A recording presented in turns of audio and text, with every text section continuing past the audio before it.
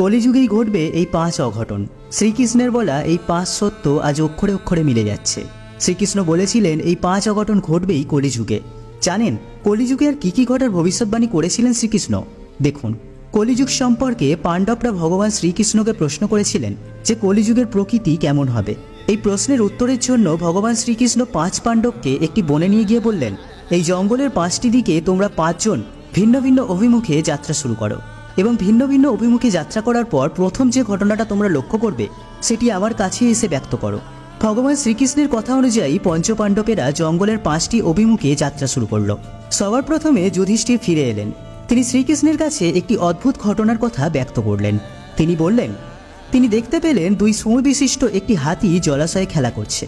এই ঘটনাটি দেখার পর তিনি শ্রীকৃষ্ণের কাছে এসে সম্পূর্ণ ঘটনাটি ব্যক্ত করেন এবং অদ্ভুত 2 শুঁড় বিশিষ্ট ওই হাতিটির প্রকৃতি সম্পর্কে জানতে চান শ্রীকৃষ্ণের কাছে। শ্রীকৃষ্ণ তখন বলেন যে কলিযুগে মানুষ হবে ঠিক এই রকম। কলিযুগের বেশিরভাগ মানুষ হবে মিথ্যেবাদী এবং স্বার্থপর। তারা মুখে এক কথা বললেও কর্মক্ষেত্রে সম্পূর্ণ ভিন্ন থাকবে, অর্থাৎ কথা, প্রতিশ্রুতি এবং কাজের মধ্যে কোনো মিল তাদের থাকবে না। তারপর ভীম ফিরে এসে তার অভিজ্ঞতা ভগবান শ্রীকৃষ্ণকে জানালেন। তিনি বললেন তিনি একটি গরুকে তার বাছুরকে চেটে চেটে আদর করতে দেখেছেন, কিন্তু এত মাত্রায় বাছুরটিকে চাটছে যে বাছুরটির গায়ে ছাল উঠে রক্তক্ষরণ হচ্ছে। এই প্রশ্নের উত্তরে শ্রীকৃষ্ণ বলেন, কলিযুগে পিতামাতা তাদের সন্তানের প্রতি অন্ধ ভালোবাসা ও স্নেহ তাদের সন্তানের ক্ষতির কারণ হয়ে উঠবে। অন্যদিকে অর্জুন ফিরে এসে শ্রীকৃষ্ণকে বললেন, একটি শকুনের যার বিশালাকার ডানায় বেদ লিখিত আছে, কিন্তু শকুনটি নরমাংস ভক্ষণ করছে। অর্জুন পরমেশ্বর শ্রীকৃষ্ণ ভগবানের কাছে এর কারণ জানতে চান।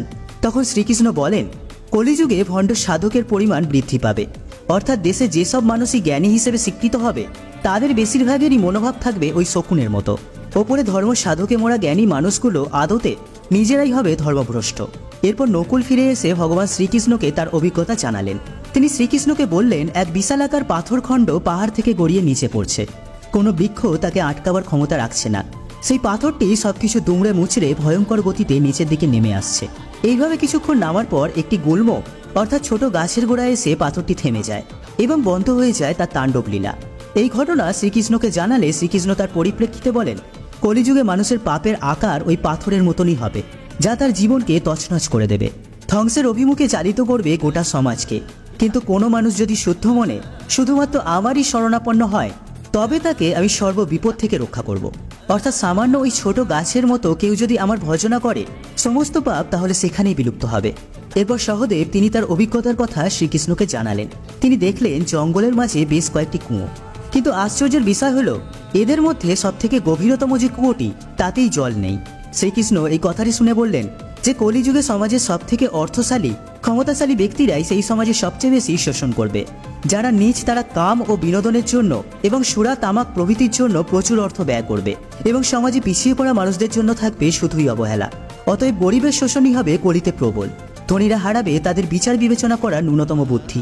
বর্তমান যুগ সম্পর্কে ভগবান শ্রীকৃষ্ণ যে 5 ব্যাখ্যা করেছেন একটু লক্ষ্য করে দেখলেই বুঝতে পারবেন তা বর্তমানে অক্ষরে অক্ষরে সত্য। ভিডিওটি সম্পর্কে আপনার মূল্যবান মতামত জানাতে ভুলবেন না। আর এরকমই ইনফরমেটিভ ভিডিও নিয়মিত পেতে আমাদের বংবাণী ফেসবুক পেজ এবং ইউটিউব চ্যানেলটি সাবস্ক্রাইব করে আমাদের পাশে থাকবেন। দেখা হচ্ছে পরবর্তী ভিডিওতে। সকলে ভালো থাকবেন। জয় শ্রীকৃষ্ণ।